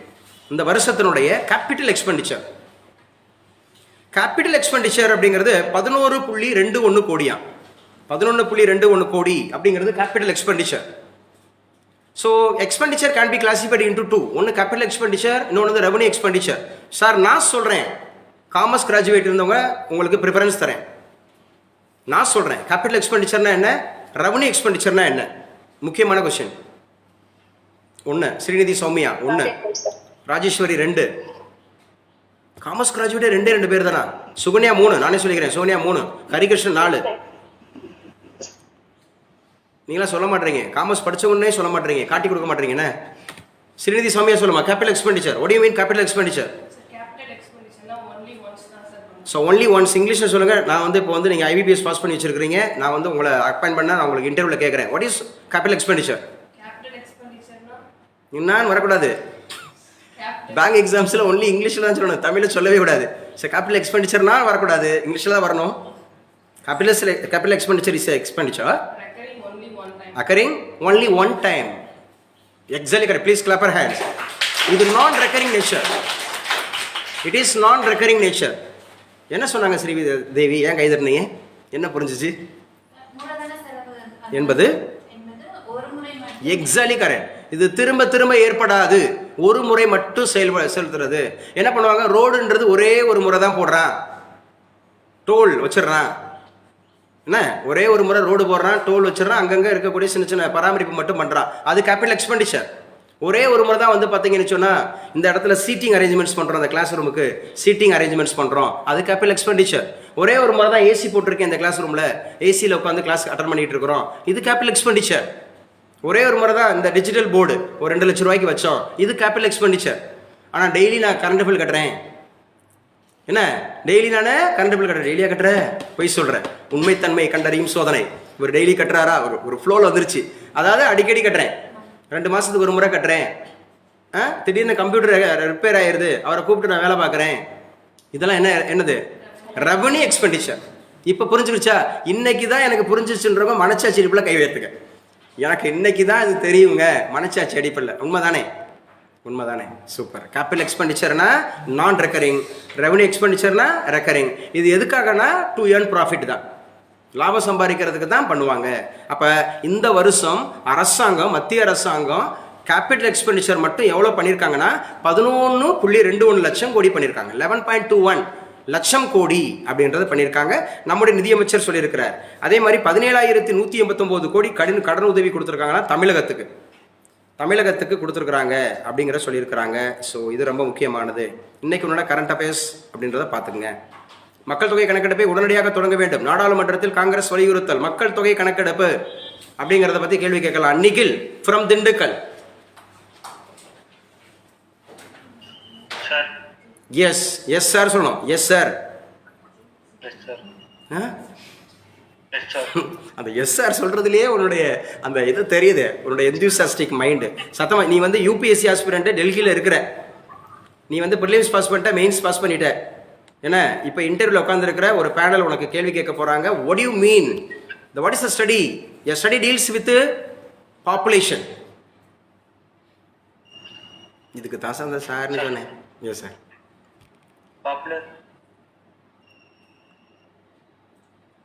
நான் பேசுறது உனக்கு கிளியரா கேட்டுச்சா சார்? எனக்கு கிளியரா கேட்டுச்சு சார். யாராவது ஒருத்தர் ஆன்லைன்ல பேரு பேசாதவங்க பேசுங்க. சுகன்யா பேசிட்டீங்க, என்ன சஞ்சனா பேசிட்டீங்க, இல்லை இது ராஜேஸ்வரி பேசிட்டீங்க, கயல்விழி பேசிட்டீங்க, ஹரிகிருஷ்ணன் பேசிட்டீங்க, நிகில் பேசிட்டீங்க. நான் இது வரைக்கும் வாயே திறக்கலைங்க. சும்மா பேசுங்க. தெரிஞ்சா சொல்லுங்க, தெரியல தெரிஞ்சுக்கலாம். அப்புறம் எப்படி ரிசல்ட் எடுப்பீங்க? முதல்ல பேர் சொல்லணும். நான் என்பவர் யார்? முத்துலட்சுமி சொல்லுங்க. Yes study deals with population. Demography அப்படிங்கிறது. எஸ். அப்ப மக்கள் தொகை கணக்கெடுப்பு முதல்ல எப்ப எடுத்தாங்க? 1872 எடுத்தாங்க. முதல் முறையா எடுத்தது 1872. முக்கியமா எடுத்தது ஃபர்ஸ்ட் முறையா, அதாவது சிஸ்டமேட்டிக்கா எடுத்தது எப்ப? 1881 சார். சோ எத்தனை ஆண்டுகளுக்கு ஒரு முறை எடுக்கப்படுது? 10 ஆண்டுகளுக்கு ஒரு முறை. 10 ஆண்டுகளுக்கு ஒரு முறை. கடைசி எப்ப எடுத்தாங்க? 2011 சார். 2011 எத்தனை கோடி இருந்துச்சு? 121 கோடி சார். இப்போ எத்தனை கோடி இருக்கு? 142 கோடி சார். 142 கோடி. இந்தியா எந்த இடத்துல இருக்கு? முதல் இடத்துல இருக்கு சார். முதல் இடத்துல இருக்கு. அப்ப மக்கள் தொகை தினம் எப்போது அனுசரிக்கப்படுகிறது? ஜூலை 11 சார். ஜூலை 11. அப்ப சென்சஸ் டே எப்ப? பிப்ரவரி 9 sir. Please clap your hands. Okay, எல்லா क्वेश्चनக்குமே ஆன்சர். அப்ப மக்கள் தொகை கணக்கெடுப்பு உடனடியாக தொடங்க வேண்டும்னு சொல்லிட்டு நிகில் கேட்டுக்கிட்டியாப்பா? எஸ் சார், கேட்டுக்கிட்டேன் சார். கேட்டுக்கப்பா, கேட்டுக்க. அடுத்த முறை பதில் சொல்லுப்பா. ஸோ இவர் மல்லிகா அர்ஜுனா கார்கே, உங்க எல்லாருக்கும் தெரியும், ராஜ்யசபாவோட அப்போசிஷன் பார்ட்டி லீடர். அதிபர் ஜி ஜின்பிங் எந்த நாட்டினுடைய அதிபர்? சீனா. அமெரிக்க அதிபர் யாரு? சீனாவுக்கு அதிபர் யாரு? Xi Jinping. இந்தியாவுக்கும் சீனாவுக்கும் ஒரு ஒத்துழைப்பு வேணும்னு சொல்றாரு. இந்தியா சிலி வர்த்தக ஒப்பந்த பேச்சு தொடக்கம். சிலி அப்படிங்கிற நாடு முக்கியமான நாடு. சிலிங்கிற நாடு முக்கியமான நாடு அப்படிங்கிறத ஞாபகம் வச்சுங்க. குஜராத்து மார்ச். ஸோ கிளாஸ் கட்டு இந்த பக்கம் வரும்போது கிளாஸ் கட் ஆகுது. அப்படின்னா நம்ம கொஞ்சம் யோசிக்கணும். ரிசர்வ் வங்கி மத்திய அரசு இடையே நீடித்த ஒத்துழைப்பு அவசியம்னு சொல்றாங்க. ரிசர்வ் வங்கி மத்திய அரசு. ரிசர்வ் வங்கியோட தற்போதைய அதிபர் யாருப்பா? அதாவது ஆளுநர். ரிசர்வ் வங்கியோட ஆளுநர் யாரு? சஞ்சய் மல்ஹோத்ரா. 26. சஞ்சய் மல்ஹோத்ரா எத்தனையாவது? 26. ரிசர்வ் பேங்க் ஆஃப் இந்தியா எந்த வருடம் ஏற்படுத்தப்பட்டது? 1935 ஏப்ரல் 1 செயல்பட ஆரம்பிச்சது. 1935 ஏப்ரல் 1. சரியா? அப்ப ஞாபகம் வச்சுக்கணும். எப்ப அது வந்து நேஷனலைஸ்டு ஆச்சு? 1949. யாரு? Reserve Bank of India. Nationalised ஆனது எந்த வருஷம்? 1949. 1949. அந்த நேஷனலைஸ்டு ஆனது என்னவாக அனுசரிக்கப்படுது? Banking regulation act. வாயத்தர சொல்லுங்கப்பா. Banking regulation act. Because all banks are controlled by RBI. It is a nodal bank of Indian government. It is a nodal bank of Indian government அப்படிங்கிறத ஞாபகம் வச்சுக்கிறணும். கிளாஸ் கண்டினியூ பண்ணிக்கலாம். Current affairs class over. So class continue பண்ணிக்கலாம். அடுத்த class அப்படிங்கிறது நம்ம நேற்று பார்த்ததோட continuations. முக்கியமான சாப்டரும் கூட நல்லா படிச்சுங்க. முக்கியமான சாப்டர். ஆன்லைனில் இருக்கீங்களாப்பா? கிளாஸ் போயிட்டு இருக்கலாமா?